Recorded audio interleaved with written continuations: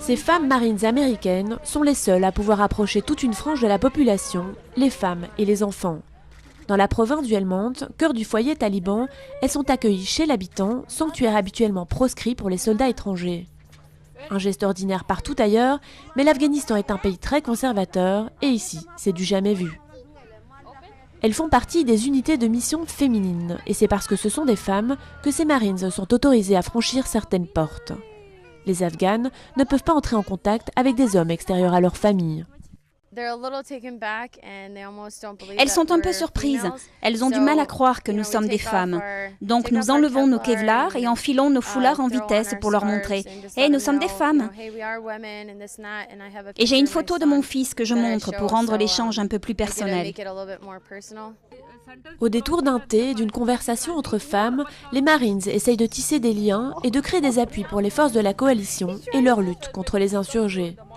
Elles distribuent des fournitures scolaires, des médicaments et mettent en place des projets locaux comme ce centre de couture qui aide les femmes à gagner de l'argent.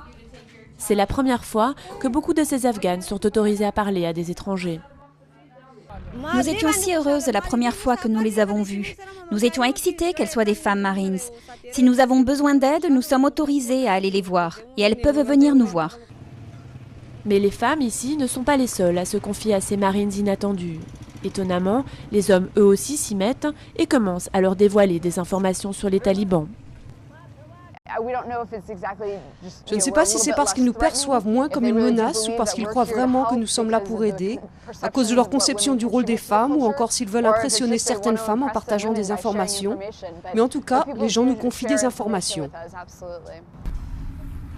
Le programme a eu un succès limité ici dans le district de Garmsir, encore sous domination talibane il y a 2 ans à peine. Mais dans les foyers les plus traditionnels, ces femmes Marines ne sont toujours pas les bienvenues.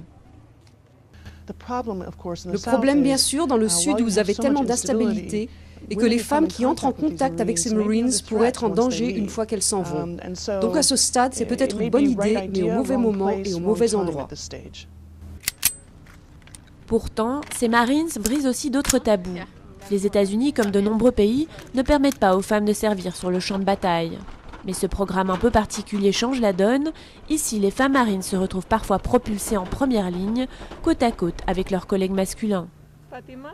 L'efficacité de ces unités féminines à conquérir les cœurs et les esprits est difficile à évaluer, mais une chose est sûre, sans elles, de nombreuses portes resteraient closes.